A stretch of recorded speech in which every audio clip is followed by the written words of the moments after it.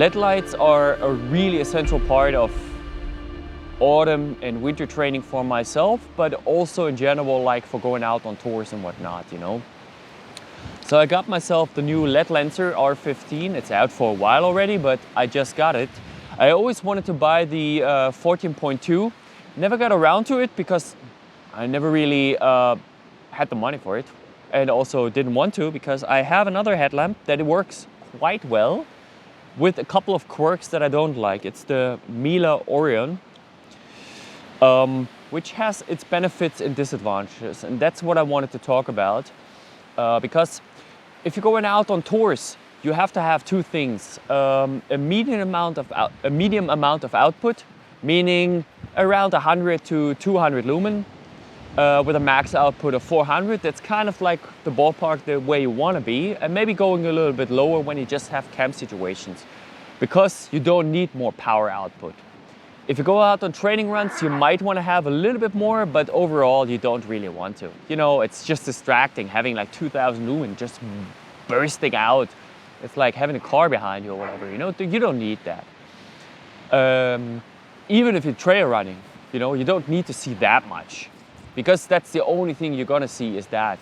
But anyway, the advantage of having a high output headlight is that you're gonna have a battery that is sustaining its load for a really long time when you run it on a low lumen output.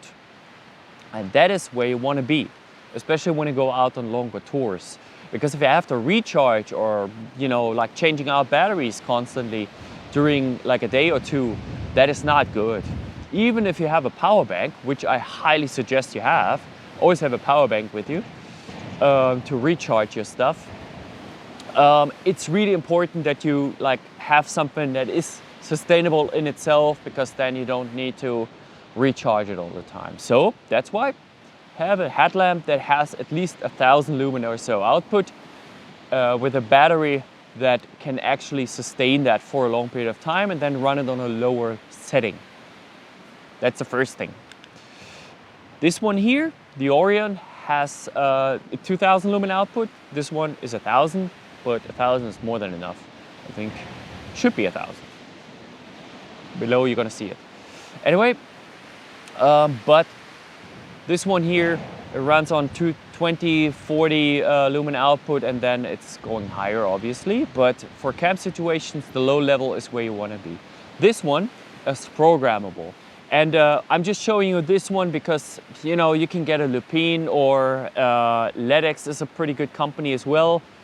But MILA is actually bought by another company. I forgot the name. It's something starts with an M as well. But for the purposes of showing you two different versions, that's a good indicator as well, because you can program those big ones and run it on the lumen level where you want to be. This one is 100, that's the lowest setting there is, and then 400 is the next level over. You have a big ass battery to it. This one is actually fairly small for those headlamps, but it sustains the load for 100 lumen for about 20 hours or so, which is a good ballpark where you want to be. However, the problem with those ones is the 9-volt connector and the 9-volt input that you have to recharge those is only possible with the newer versions, like the new USB-C power PD, you know, power delivery adapters to 9 volts. And those ones, they are quite rare. There's a company in Germany, a dude who's putting those together, because you need to have a programmable USB-C output that is actually possible to do that. And of course you have to have the power bank that actually supports that. I just bought a couple of new ones with power delivery up to 100 watts. And those ones, they adjust the output according to whatever you need, basically. So I'm not having that cable yet, otherwise I would show it to you, but I'm gonna order one, so so I can actually take that with me on trips as well.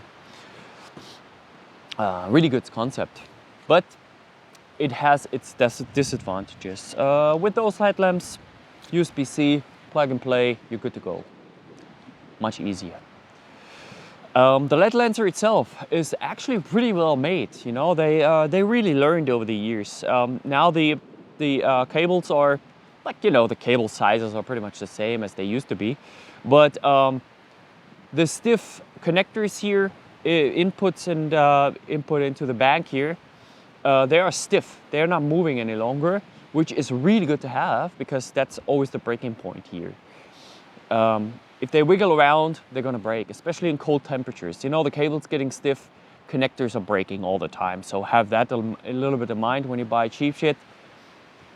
A little bit of wiggle there, you're gonna fuck it up really fast when it's cold temperatures. The battery, you can take that out. I haven't found a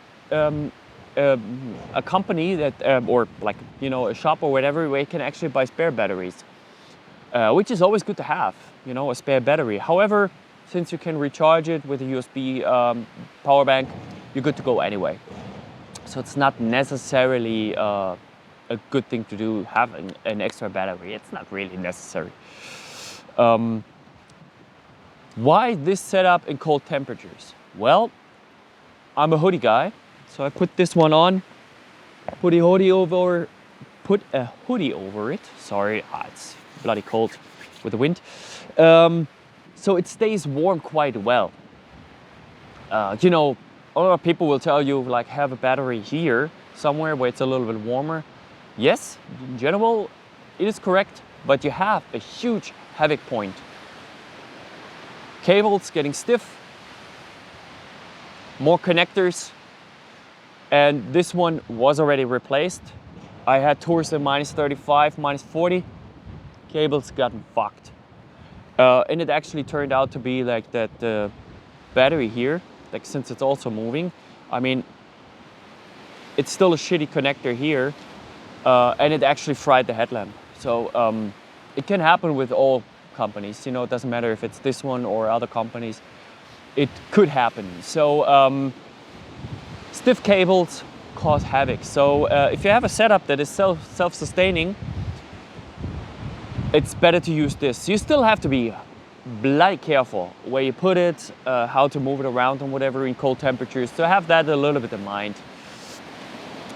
But the biggest issue, or the biggest advantage of those ones is, that's why I bought it, is you have a spot and flood level. The advantage is, if you have a long team and you need to look a little bit further ahead, you can run the same lumen level and then just put it on spot and you can actually see much further ahead. Obviously, because you concentrate the light beam a little bit better. On flood, you can do a little bit more closer work on whatever, run it on a low level, and when you have to look a little bit further ahead, it's really good to have a spot. Some people don't like it. I prefer it because only spot is terrible. You can't do any close work. It's just annoying. And only flood, you can't look too far ahead. This one is a flood, but it has a very since you have quite a few LED lamps in here, they give a very nice picture overall, but still you're very limited on how far you can look. This one, even though it's just one light, the spot will give you a little bit more of a longer light beam. That's why I'm using it.